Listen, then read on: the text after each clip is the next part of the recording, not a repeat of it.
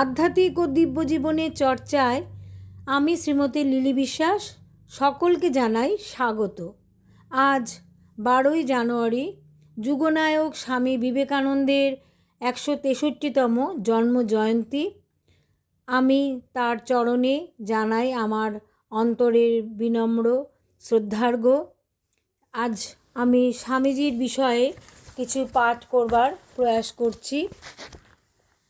স্বামীজিকে যেরূপ দেখিয়াছি এবং অর্থাৎ master as I am saw him ও স্বামীজির সহিত হিমালয়ে notes of some wanderings with the Swami Vivekananda in the Himalayas. ভগিনী নিবেদিতার লেখা এই দুটি গ্রন্থে খুব সুন্দরভাবে স্বামীজির ভারত ভ্রমণ এবং ভ্রমণ বৃত্তান্ত, চিন্তাধারা ও ভারত প্রীতি কার্যাবলীর ঘনিষ্ঠ পরিচয় পাওয়া যায়। পাশ্চাত্য মনকে শিক্ষা দিয়ে ভারতের সেবায় নিয়োজিত করার জন্য তার অদম্য চেষ্টার সাক্ষাৎ নিদর্শনও পাওয়া যায়। আমরা এই অধ্যায়ের বিষয়বস্তুর জন্য প্রধানত এই পুস্তকের উপরে নির্ভর করে আমরা স্বামীজির বিষয়ে ভারত ভ্রমণ এবং ভারতের বিষয়ে স্বামীজির যে চিন্তাধারা ছিল সেগুলো আমরা জানতে পারবো এবং আমরা নিজেরা সমৃদ্ধ হব। আজকে স্বামীজির এই জন্মজয়ন্তীতে যেটি যুব দিবস বলে পরিচিত হয়েছে এবং সেটি আমরা সগর্বে বলতে পারি। স্বামীজির কথা পাঠ করব এবং তিনি বিভিন্ন জায়গায় ঘুরছিলেন এবং সঙ্গে ভগিনী নিবেদিতা সহ অনেক পাশ্চাত্য মহিলা সেভিয়ার দম্পতি অনেকেই স্বামীজির সঙ্গে তখন তার সঙ্গে হয়েছিলেন এবং বিভিন্ন জায়গায় যখন তিনি ঘুরছিলেন আলমোড়ায় তিনি ঘুরেছেন এবং বিভিন্ন জায়গায় যখন তিনি ঘুরছেন সে ঘোরাতে তার অন্তরে ভারতবর্ষ সম্পর্কে তার বিভিন্ন দৃষ্টি তিনি দেখেছেন। ভারতের জীবনধারা, ভারতের সনাতন কৃষ্টি, সংস্কার, সংস্কৃতি এই সমস্ত কিছু নিয়ে তার অন্তরে যে ভাব এবং তার সঙ্গীদের সঙ্গে তিনি আলোচনা করেছেন সেই সব ভ্রমণ বৃত্তান্ত ভগিনী নিবেদিতা তার গ্রন্থে তিনি লিপিবদ্ধ করেছিলেন এবং সে থেকে আমরা জানতে পারি যে স্বামীজির বিষয় আমরা জানব। আজকে স্বামীজির জন্মজয়ন্তীতে স্বামীজির যে বিষয় আমরা পাঠ করব সেটি হচ্ছে স্বামীজি কখনো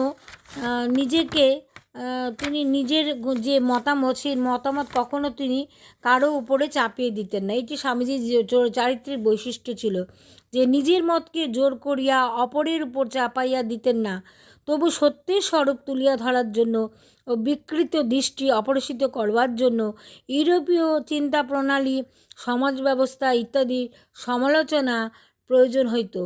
একদেশদর্শিতা, অযৌক্তিক স্বদেশ প্রেম ও পরদেশ বিদ্বেষ ইত্যাদি প্রতিকারের জন্য কোনো প্রক্রিয়া কঠোর মনে হইলেও স্বামীজি অযথা উহাকে কোনো কোমল আবরণে ঢাকিয়া রাখার প্রয়োজন বোধ করিতেন না, সব কথা খুলিয়াই বলিতেন।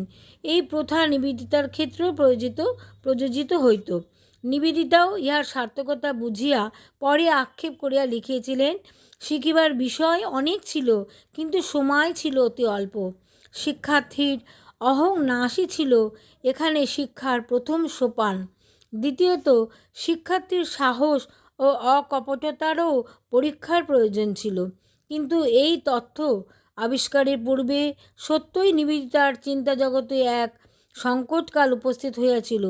স্বামীজির উপর নির্ভর করিয়াই তিনি স্বদেশের মমতা বিসর্জনপূর্বক ভারতে আসিয়াছিলেন। স্বামীজিকে পাইবেন এবং সদা হাস্যময় সহানুভূতিপূর্ণ আচার্যরূপে। স্বামীজির এই কালের ব্যবহারে মনে হইত তিনি যেন উদাসীন, হয়তোবা বিরূপ। নিবেদিতার মনে অসহনীয় ছিল, একদিকে ছিল আশাভঙ্গের ফলে অবিশ্বাসের ভয়। এইভাবে তিনি স্বামীজির শিষ্যত্ব গ্রহণ করে তিনি ভারতে এসে ভারতের স্বাধীন জাতির নারী এবং চিন্তা ও কার্যে তিনি একটি স্বাতন্ত্র্যতা আনবার জন্য তিনি সাধনা শুরু করলেন এবং স্বামীজি তাকে সেই মন্ত্রে তাকে দীক্ষিত করলেন। এবং স্বামীজি যখন নিবেদিতাকে নিয়ে তিনি বিভিন্ন ভারতের বিভিন্ন স্থান পরিদর্শন করছেন, তখন সেই সময় তিনি তার যে চরিত্রের যে বৈশিষ্ট্য, তিনি ছিলেন বজ্রাদপি কঠোরানি মৃদুনী কুসুমাদপি, এই অর্থাৎ তিনি বজ্রের মতো কঠোর ছিলেন এবং আবার কুসুমের মতো কোমল ছিলেন, এবং এইটি তার জীবনের মূল মন্ত্র ছিলেন। ভাবাদর্শের সংঘর্ষ যতই প্রবল হোক, একটি বিষয়ে নিবেদিতাকে রহিলেন অটল। সেবাকার্যে জীবন উৎসর্গ করার জন্য যে সংকল্প তিনি গ্রহণ করেছিলেন, প্রতিকূল অবস্থাতেও তাহা অব্যাহত ও অপরিবর্তিত রইল। এইভাবে তার জীবন স্বামীজি হচ্ছে তার আচার্য, এবং তাকে অনুসরণ করে তার জীবন চলছে। এবং স্বামীজি বিভিন্ন সময় তার বিভিন্ন বিপদ আপদ বা বাধা বিপত্তি তার সাধনায় আসছিল।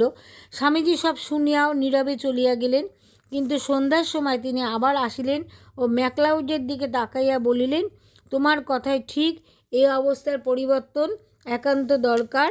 আমি একলা জঙ্গলে যাচ্ছি, নির্জন বাসের ইচ্ছা। স্বামীজি বললেন, যখন ফিরে আসব শান্তি নিয়ে আসব। বলিতে বলিতে ঊর্ধ্বে নবচন্দ্রের দিকে দৃষ্টি পরিচালিত হওয়ায় তিনি দিব্য ভাবে আবিষ্ট হইয়া বলিলেন, দেখো মুসলমানগণ শুক্লপক্ষীয় শশীকলাকে শ্রদ্ধা চক্ষে দেখিয়া থাকেন। এসো আমরাও নবীন শশীকলার সহিত নবজীবন আরম্ভ করি। এবং ইতিমধ্যেই নিবেদিতা তার পদপ্রান্তে নতজানু হইয়া রহিয়াছেন। স্বামীজি হস্ত প্রসারিত করিয়া স্বীয় মানসকন্যার মস্তক উপরি রাখিলেন ও তাহাকে প্রাণ খুলিয়া আশীর্বাদ করিলেন। নিবেদিতা লিখিয়াছেন, বহু পূর্বে শ্রীরামকৃষ্ণ তার শিষ্যগণকে বলিয়াছিলেন যে এমন দিন আসিবে যখন তার প্রাণপ্রিয় নরেন্দ্র তাহার জন্মগত স্পর্শ মাত্রে জ্ঞানদান ক্ষমতার বিকাশ করিবে।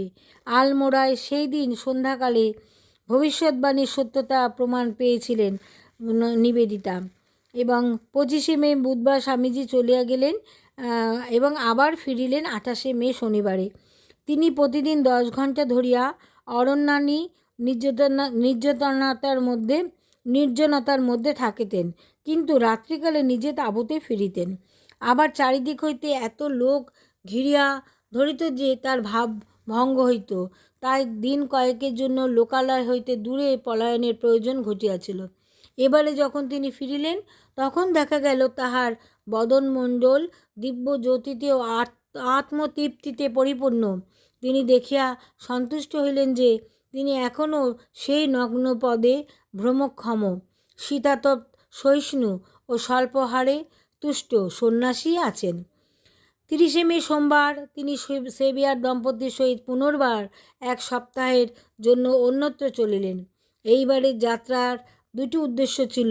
তিনি যে নির্জনবাসীর জন্য লালায়িত ছিলেন, যে বাসনা তখনও সম্পূর্ণ তৃপ্ত হয় নাই, আলমোড়া শহরে বা উহার আশেপাশে যেমন তৃপ্তিলাভের সুযোগ ঘটিতেছিল না, তিনি স্থির করিয়াছিলেন এমন স্থানে যাইবেন যেখানে কেহ তার সন্ধান পাইবে না।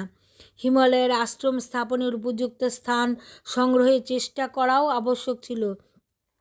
একটি স্থানে জমি পাওয়ার সম্ভাবনা ছিল, সেখানে আমরা নিবেদিতার বিবরণে আমরা সেগুলো জানতে পারি।